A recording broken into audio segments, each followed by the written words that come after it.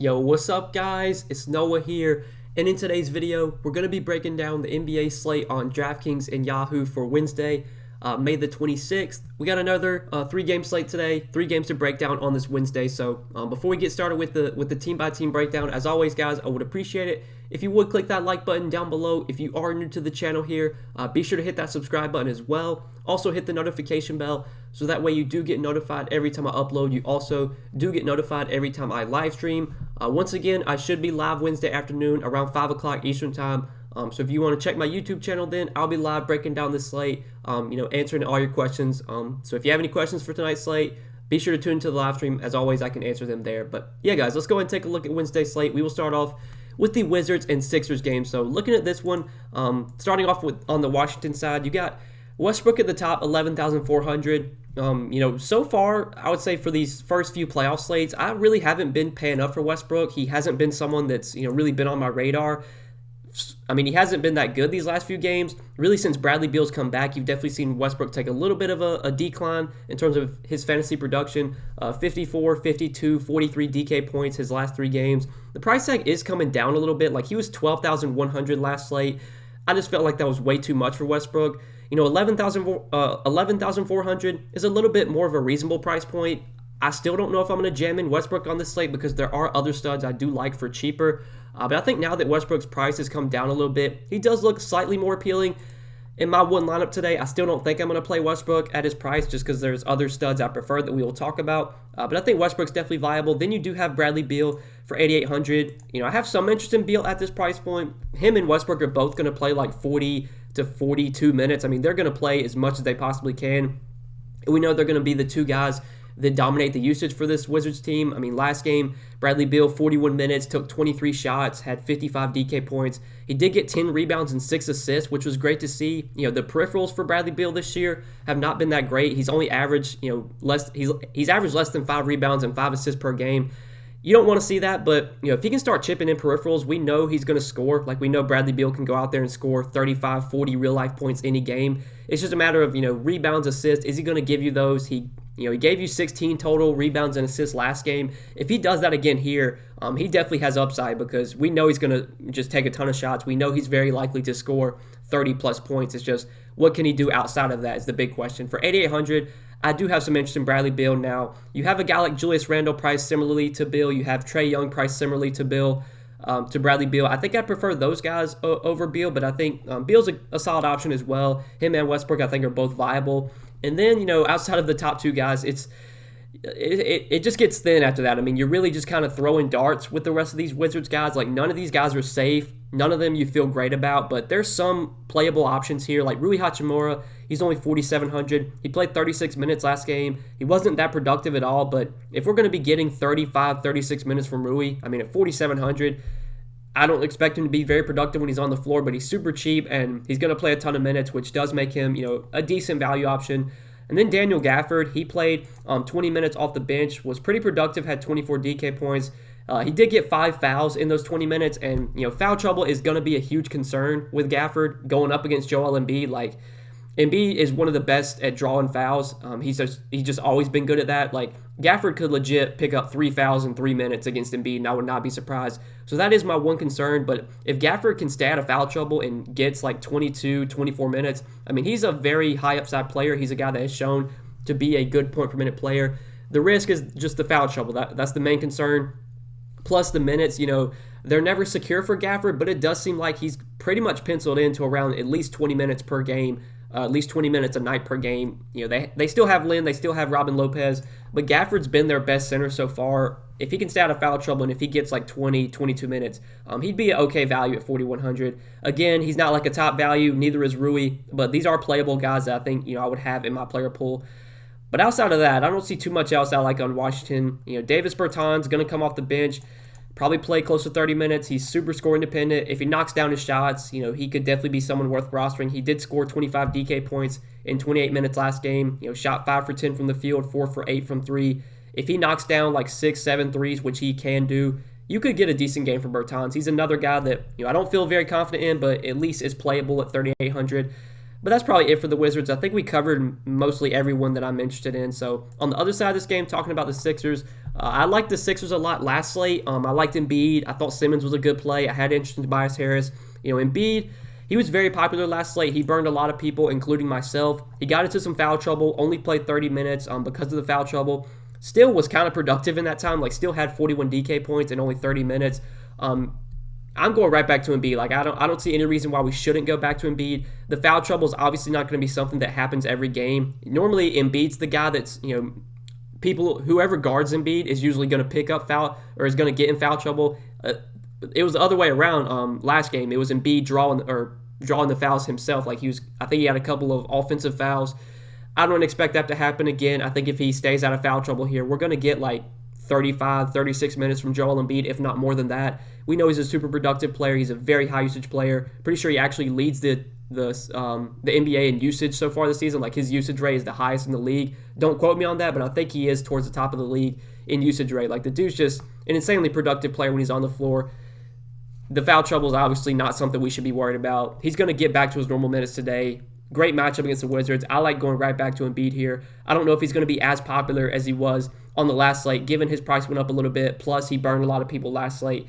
I think he'll be a lot lower owned than he was, whatever day that was, Sunday or Monday. So I do like Joel Embiid a lot today. I like going back to him, and I have interested in him on Yahoo as well at $47. If I can fit him in at the center position, Embiid is definitely my favorite center on Yahoo. But then outside of Embiid, there's some other guys I have interest in. Tobias Harris and Ben Simmons both kind of benefited last game with Embiid getting in foul trouble. They got to play a lot of minutes without Embiid on the floor. We saw Ben Simmons have a huge game, put up 51 Draftkings points, had 6 points, 15 rebounds, 15 assists, a block and a steal, played 38 minutes. I like Ben Simmons a lot here. Now, the foul trouble for Embiid obviously is not going to happen again. Simmons, may not be as productive as he was last game, but with it being the playoffs, we're going to get massive minutes from Ben Simmons. He's going to play nearly 40 minutes on a nightly basis. We know Ben Simmons has triple-double upside. We know he's a guy that doesn't really need to score a ton of points to get there. He can get you double-digit assists, double-digit rebounds like he did last game. He can get defensive stats as well. 7,300 is too cheap for Ben Simmons. He was someone that I didn't really play much during the regular season, but I think now that the playoffs are here, he's just going to be a different player. He should be more aggressive. He should play more minutes. It's a great matchup. I really like Ben Simmons, and I think you can definitely play him with Embiid. I played him and Embiid together last slate, and I'm probably going to do it again today. I think both guys are still a little bit underpriced, and I do like Ben Simmons on Yahoo as well, $31. He's for sure one of my favorite point guards on Yahoo. Then Tobias Harris, I don't mind either. I would rather play Ben Simmons just because Ben Simmons can do more with the peripherals, but Tobias Harris had a really good game last game. I think he really benefited from no Embiid. He was able to be more aggressive, took 29 shots. I don't know if we're going to see that type of usage for Tobias Harris again, but for $7K, he's likely to play big minutes as well, 35, close to 40 minutes. He's a fine option too. I don't mind Harris, but I think Embiid and Simmons are my two favorite guys, and then Harris is viable as well. Seth Curry on Draftkings at 4,900. I think it's an okay option, but I really do like Seth Curry on Yahoo. He is super, super cheap over there. He's only $11 at shooting guard. I think if I'm going to the shooting guard position, I think paying down for Curry there makes a lot of sense. He's just way too cheap. He should be $14, $15 on Yahoo. $11 is just too cheap for a guy that's going to play probably 30-plus minutes. It's a really good matchup. It's a pace-up spot. This should be the highest-scoring game on the slate. Right now, it does have the highest total overall. In last game, Seth Curry, pretty solid, in the minutes that he was on the court. Played 32 minutes, had 27 fantasy points, 15 points, 4 rebounds, 1 assist, 2 steals. Seth Curry, when he's playing alongside Embiid, Simmons, Harris, he's not really going to get much usage, but he's productive enough to where he can easily pay off this $11 salary on Yahoo in a good matchup against the Wizards, especially when he's playing 32, 34 minutes. And I think he actually did get injured last game. And missed out on a few minutes because of that. He probably would have played more than 32 minutes had he not gotten injured. So we might even get 34, 35 minutes from Seth Curry today. Like him a lot at that Yahoo salary of $11. And even on DraftKings, I think he's viable. But on DraftKings, I think I do prefer Danny Green. Danny Green's only $4K on DraftKings. I hate playing Danny Green. Rarely do I play this guy. But $4K, that's cheap for a guy that's going to play 30-plus minutes. Danny Green's not a very high upside option. He's not a guy that's going to do much outside of, shoot threes, maybe get some defensive stats. But at 4K, it's not like we need him to go out there and give us 50 DraftKings points. If Danny Green plays 32 minutes here, he's very likely to get you at least 20 DK points, which at 4K makes him a pretty solid value in my opinion. In Game 1, he played 31 minutes, had 23 DraftKings points, 11 points, 2 rebounds, 2 assists, a block, and 2 steals. I mean, just your typical Danny Green game. So if he was more expensive, I don't think I'd really be going there. But at 4K, that is very cheap for Danny Green. Just especially given the slate. If this was a regular season slate, I obviously would not be playing Danny Green. But on a playoff slate where we don't have much value, I do like Danny Green at only 4K on DraftKings.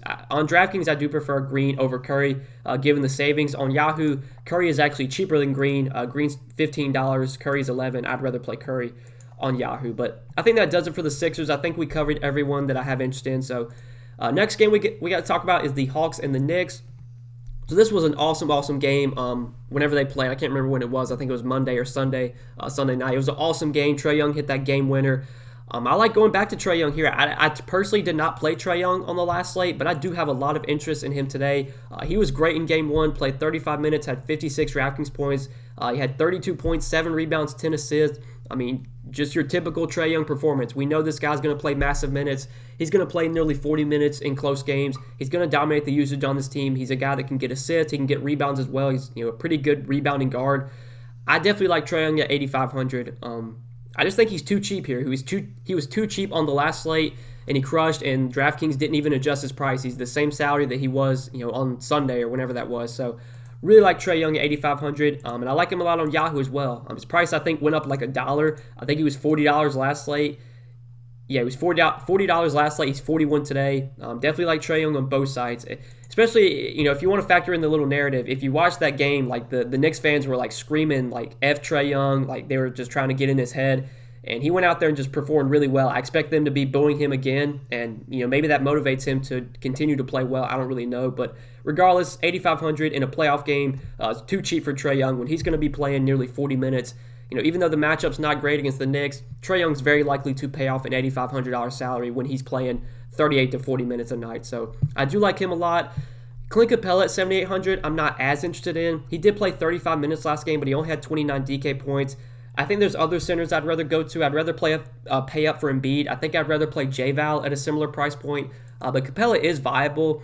Outside of that, though, I don't really like too much else on the Hawks. Bogdan at his price, I'm not that big of a fan of. John Collins, I don't really like.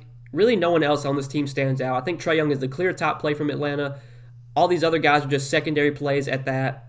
Not too much I like on this Hawks team outside of Trae and Capella. So, other side here, talking about the Knicks. The Knicks were a team I had a lot of interest in last slate, and really just all these guys busted. I mean, Julius Randle, he was one of the highest owned plays last slate. I can't remember what his ownership was, but he was super chalky, and he was a huge bust. He played 36 minutes, only had 37 DraftKings points. He shot the ball terribly, though, 26% from the field. You can't expect that to happen again here. I mean, Julius Randle, pretty sure even after that game, he came out and said that he needs to play better. He needs to make his shots. Obviously, he had a terrible shooting game last game. I'm not really going to factor that in, though. I think Julius Randle, once again, is a great play today. It's just, you have Embiid, you have Trae Young. Obviously, I like Randle. I don't know if you're going to be able to play all three of those guys in the same lineup. I think right now I prefer Embiid and I prefer Trae Young for a little bit cheaper. But Julius Randle is definitely my third favorite stud behind those two guys. I liked Randle a lot last slate. He burned me, but I'm fine going right back to him. I think at 9,400. That still remains too cheap for Julius Randle.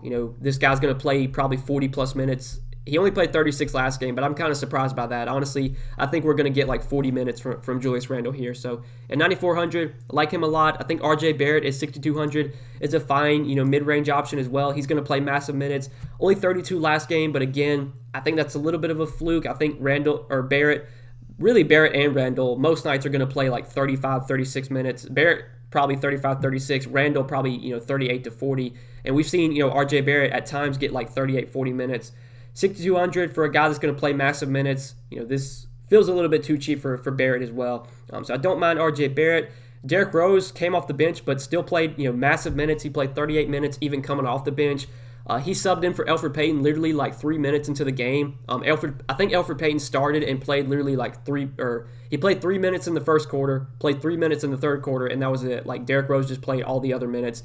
At this point, I don't even know why Elfrid Payton is starting. They should just start Rose. Elfrid Payton shouldn't even be in the rotation right now. I don't even know why he's even playing, because they literally start him and he plays 8 minutes and that's it. So even though he's not starting, most likely, I mean, they could start Rose here, but even though Rose comes off the bench, he's still going to play massive minutes. For 5,900, getting a guy that's going to play 35, 36 minutes, high upside player, a high usage player as well. I definitely like Derrick Rose at 5,900. I think I would give the edge to Rose over Barrett, but it would definitely be close between those two guys. I think both are solid options.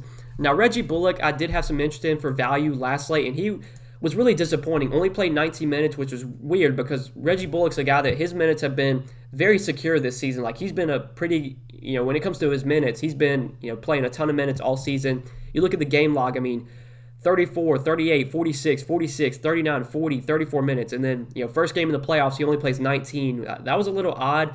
I don't know if that's something we can expect to happen again. For 5,100, I'll probably be off of Bullock, but I'd be surprised if he plays 19 minutes again. I think most nights he's probably going to play 30, if not more than that. Alec Burks, though, I like a lot. He's probably my favorite Nick behind. I would say he's probably my favorite Nick overall. And then, I do like Randall. I like Barrett. I like Rose. But Alec Burks is still too cheap. 4,600 on DraftKings is just too cheap for Alec Burks. On Yahoo, I think he's too cheap over there as well, only $14. Mentioned him in my video whenever that was on Sunday, I think. He had a really good game off the bench, played 26 minutes. He did shoot the ball really well, 9 for 13 from the field, but Burks is a guy that's going to go out there and shoot a ton. He's a high-usage player. He's someone that can score. I expect him to kind of, lead their second unit. He's been really good off the bench for the Knicks so far this season. He put up 37 DK points in only 26 minutes. He's been a super productive player when given the minutes. Probably most nights he's going to play around 25 to 30 minutes off the bench, if not more. 4,600 is just too cheap for Alec Burks right now. So I do like him once again for value. I think he's probably one of the better value plays under 4K. I like him. I like Danny Green. These are the kind of guys I'm looking to for value, which just kind of shows you how thin the value is on these playoff slates. But then, lastly, I will mention Nerlens Noel just because he's questionable. He was pretty popular last slate. He played 24 minutes, had 15 DK points. He did get injured, I think, in the third quarter, and I don't think he returned after his injury. So he probably would have played more last game had he not gotten injured. I think if Noel plays, he's actually a pretty decent value at 4K. He probably gets like 30 to 32 minutes, which, at 4K, it definitely makes him a solid value play. Again, he was popular last slate, burned some people. I don't know if he's going to be as popular today. So I do like Noel for value if he plays. If he gets ruled out, then I think Taj Gibson will be a huge beneficiary.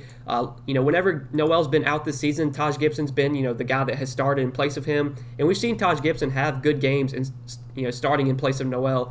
And he always usually gets big minutes whenever he starts. I'm pretty sure this Memphis game, he started. Noel was out then, 33 minutes from Gibson, 33 DK points.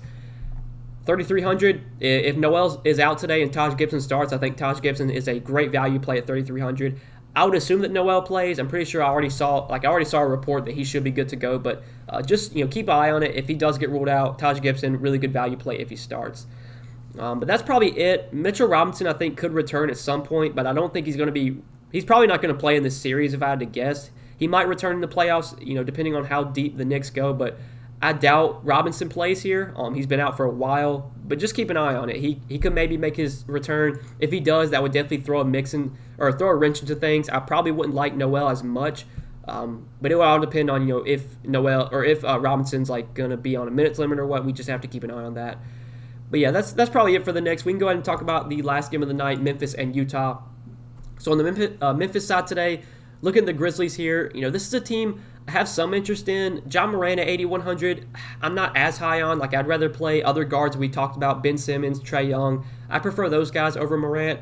J-Val, though, I do like a lot as a center option. He's probably my second favorite center behind Embiid. J-Val last game did play 39 minutes, which was great to see. J-Val's always been someone that has never gotten massive minutes.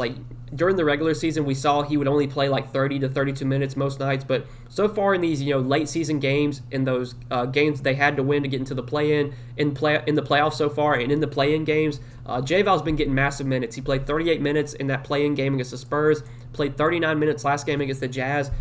He wasn't that productive, which was weird because J-Val's normally a super productive player when he does get minutes. But if you're telling me we're going to get nearly 40 minutes from J-Val, this dude could go for 60 DraftKings points. He's a great scorer. He's someone that can rebound. He's got 20-20 upside. Love J-Val at 8K. Second favorite center for me behind Embiid. If you can somehow play Embiid and J-Val together, I think that's definitely something I'd be looking to do. But I would say J-Val is my favorite play from the Grizzlies. Dylan Brooks did have a massive game last game. He played 36 minutes, had 51 DraftKings points. He literally couldn't miss. He couldn't miss a shot, especially late in the game. I was watching that game, and literally every shot he took just went in. Can we expect another 50-point game from Dylan Brooks? Probably not, but he's going to play massive minutes. The price tag is coming up a little bit. He's 6,300 now, but I think Dillon Brooks is still an okay option. I think Kyle Anderson's still a decent option as well at 6K. Kyle Anderson, normally is not going to play massive minutes, but even in 30 to 32 minutes, he's a productive player when he does get time on the floor. For 6K, Kyle Anderson, I think is also a solid mid-range option. But that's probably it for me from Memphis. Really, my favorite plays here are definitely J-Val number 1, and then Kyle Anderson and Dillon Brooks I have some interest in. But that does it for this Grizzlies team. And then on the other side here, looking at the Jazz are not a team I really have that much interest in. I did like a lot of these Jazz guys last slate once we got the news that Donovan Mitchell was going to be ruled out, which was kind of unexpected. We got word that Mitchell was available to play, and then later in the day, we got an update that he had been ruled out, which made guys like Mike Conley, Bojan, Ingles, look like better options. Mitchell, though, is confirmed going to play today. So with Mitchell back, I don't have as much interest in these Utah guys. Like Jordan Clarkson, I don't really like. I think Mike Conley could still be viable. Obviously, Mike Conley's production's not going to be as good with Mitchell on the floor, but he's still probably going to get 32 to 34 minutes. He was in foul trouble last game, so he did lose some minutes because of that. He did have a massive game, though, with Conley out, put up 52 DK points in 33 minutes. Again, I don't know if we can expect that type of production with Mitchell back, but we should get 34, 35 minutes from Mike Conley. For 6,700, he's still an okay option. He's probably my favorite play from Utah. Now, Donovan Mitchell, I'm just worried just because we don't exactly know how many minutes he's going to play. He hasn't played in over 2 months. He could definitely be on some sort of a minutes limit, even though it is, the playoffs. They could still limit Donovan Mitchell. I'd rather play Trae Young. I'd rather play Julius Randle, these other guys we've talked about. So I don't have much interest in Mitchell. I think my favorite play from Utah is probably Mike Conley, and that's really it. Not too much interest in anyone else outside of Conley. I'd rather play J-Val over Gobert. Yeah, I think that's it for Utah. So that covers all 3 games on this Wednesday slate, guys. I appreciate you watching the video. As always, I hope you did enjoy. If you did, be sure to click that like button before you get out of here, and click the subscribe button as well. Also, hit the notification bell so that way you do get notified every time I upload. You also do get notified every time I live stream. And like I said at the beginning of the video, guys, I should be live once again for Wednesday slate. I'll probably go live around 5 or 5:30 Eastern time, sometime around then.